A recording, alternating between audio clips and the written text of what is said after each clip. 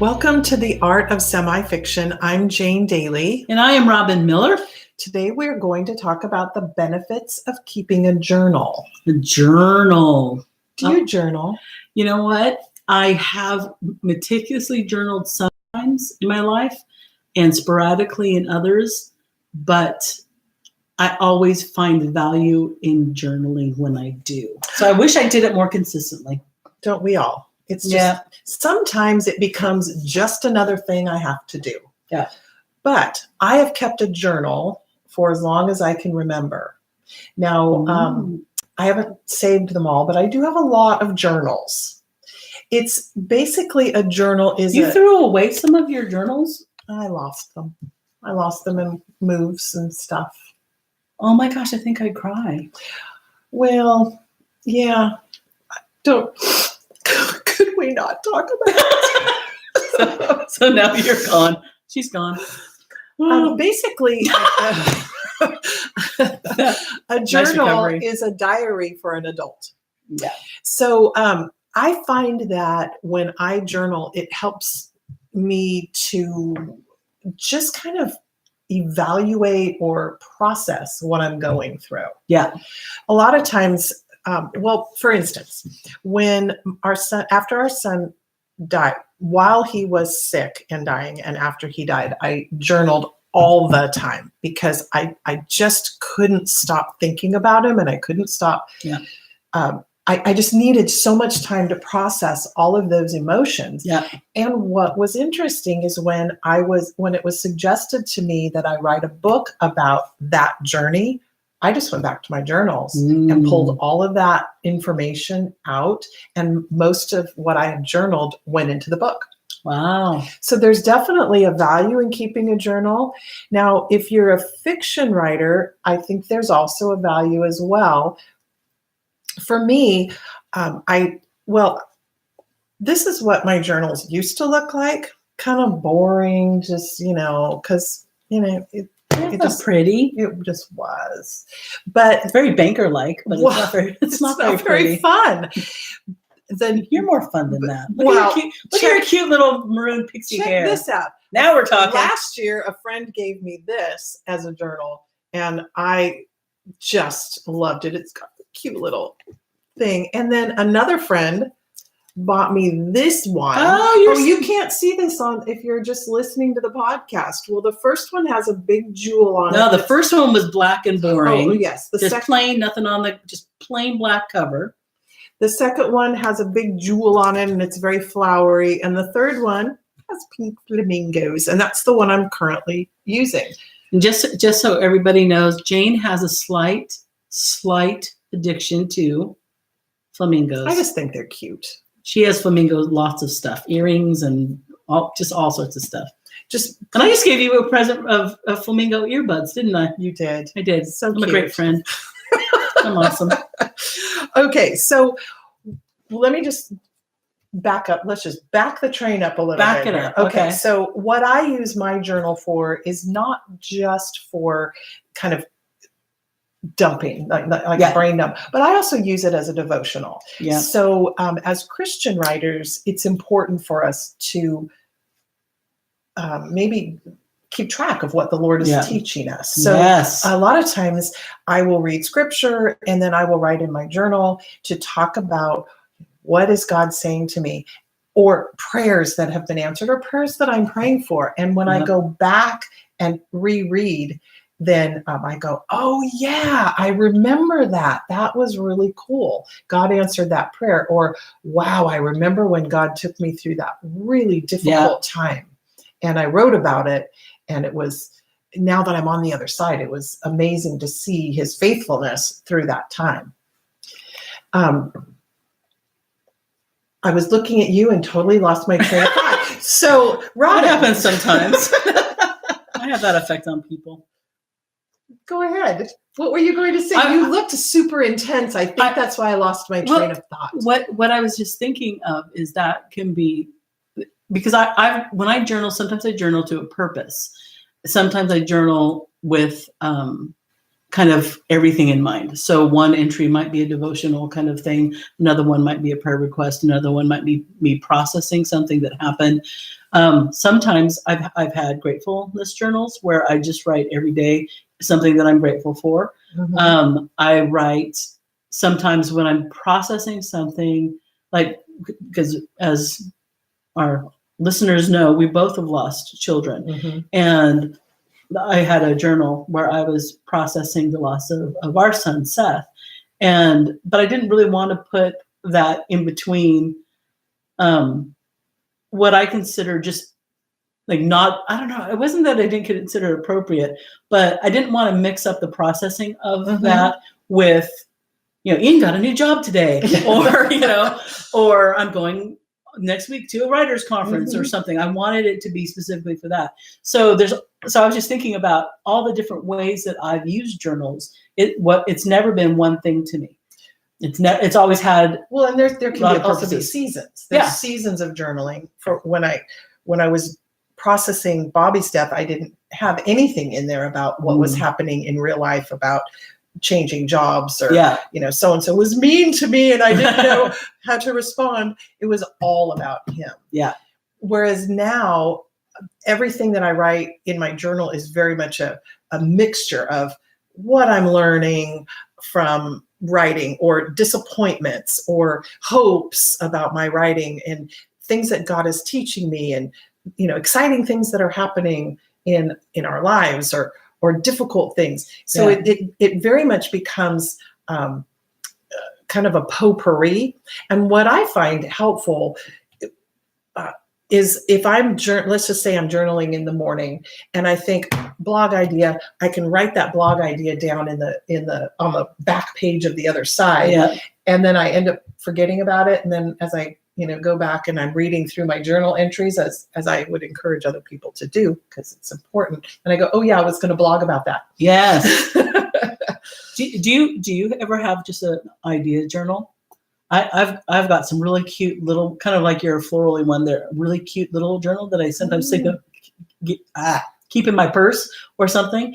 And when I have an idea for anything from a blog post to a character trait or a situation or whatever, I just jot it down in my little idea journal. Well, aren't you special? I use my iPhone.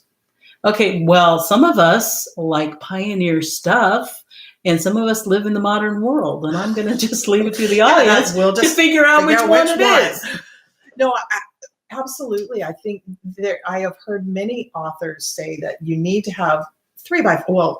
Anne Lamott keeps 3x5 cards in her purse or her bag so that she can jot ideas down. And I used to do that, and then I don't know what happened. I think I ran out of 3x5 cards. You can buy more, right? There's not limited. You've met your limit for your life. Yes, okay. I have used a lot of 3x5 cards in my life. Kind of a digression, but when I was learning to speak Spanish, I did all my vocabulary words on 3x5 cards, and I no kidding had a stack this big. Oh my gosh, like 300, like 6-8 inches. It was huge because I think they're very, very good, and I like the idea. I mean, I love when you say you use on the iPhone. I've in a pinch used my voice recorder on my iPhone.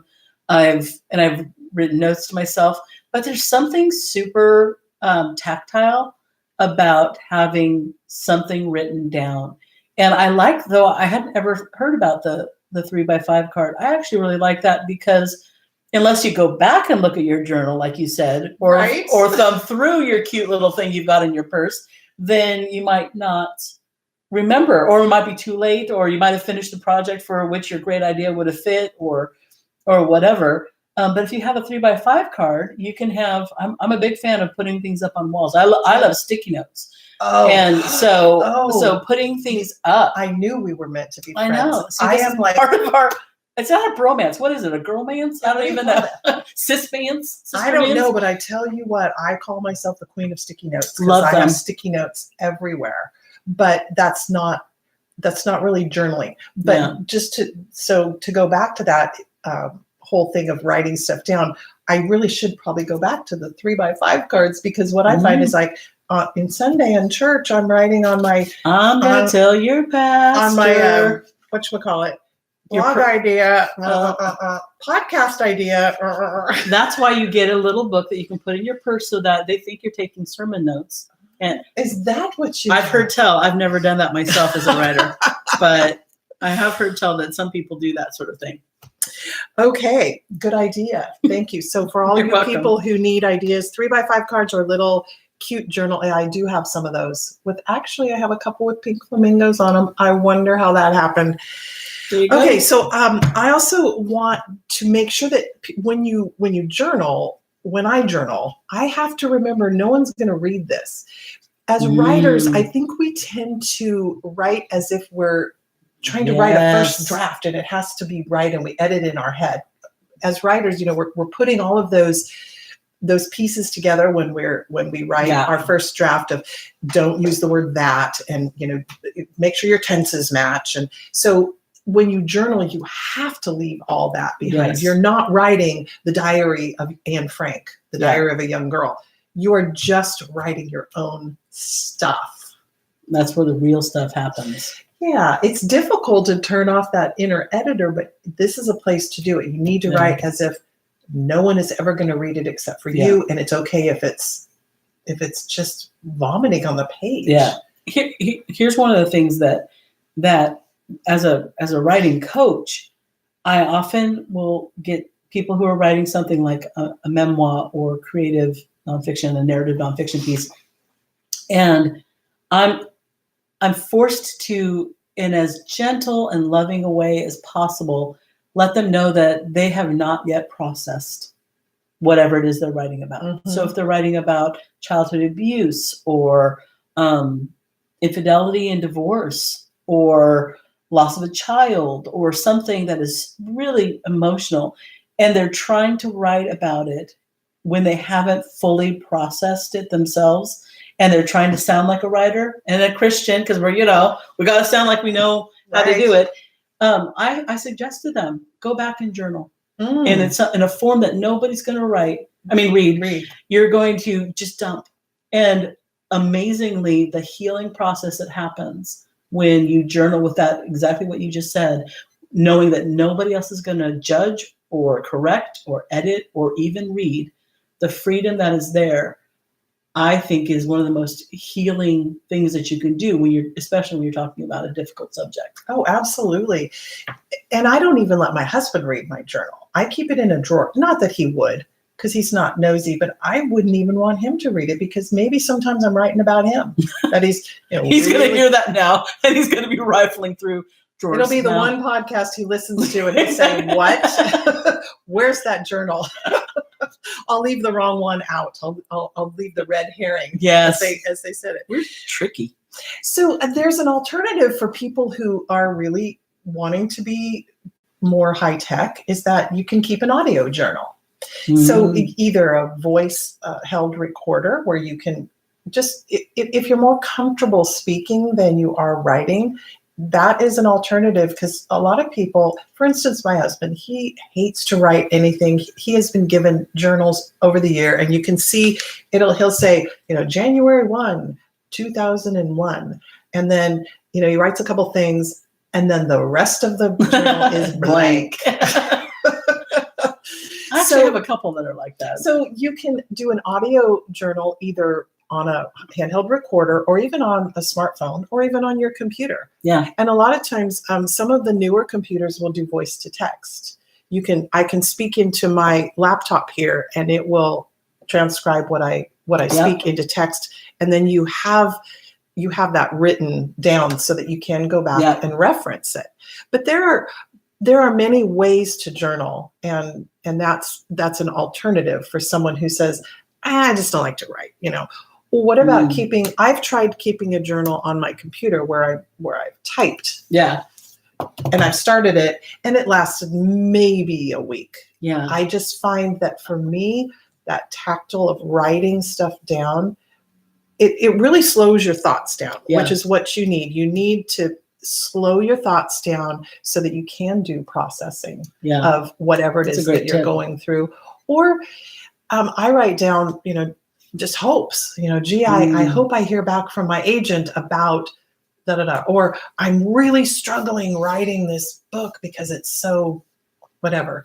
And I won't get into any of the really personal stuff, but it's a good place for me to just make sense of the world sometimes. Because, when bad things happen, I can write, my boss is a jerk. Not that she is, but I could write that. Yeah. My boss is a jerk. I hate life right now. Everything sucks. Yes. And then, and no one's going to read it, so that I could go back in a couple of days and go, yeah, that was pretty funny.